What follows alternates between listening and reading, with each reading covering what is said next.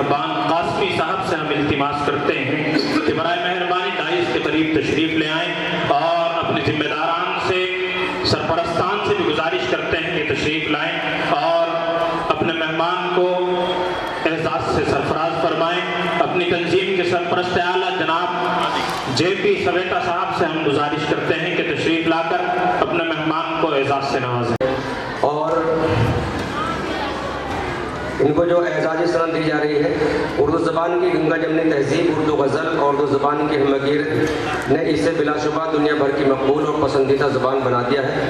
امیر خسرو ولی میر و غالب نے اردو زبان کی جو وراثت چھوڑی تھی، اس پر اردو کی آنے والی نسلوں نے شاندار تہذیبی عمارت تعمیر کی ہے، اور دنیا کی دیگر زبانوں کی طرح اردو بھی 21ویں صدی کے تقاضوں سے ہم آہنگ ہو رہی ہے۔ یہ بھی ایک ناقابل انکار حقیقت ہے کہ اردو سے محبت کرنے والے ہمیشہ اردو زبان کے تحفظ اور فروغ کے لیے ہر دور میں اپنے بساط کے مطابق خدمت انجام دیتے رہے ہیں۔ موجودہ دور میں ہمارے شہر مظفر نگر میں اردو کی خدمت انجام دینے والے خادم اردو جناب قاری سلیم مہربان صاحب کو اعزازی سند پیش کی جاتی ہے۔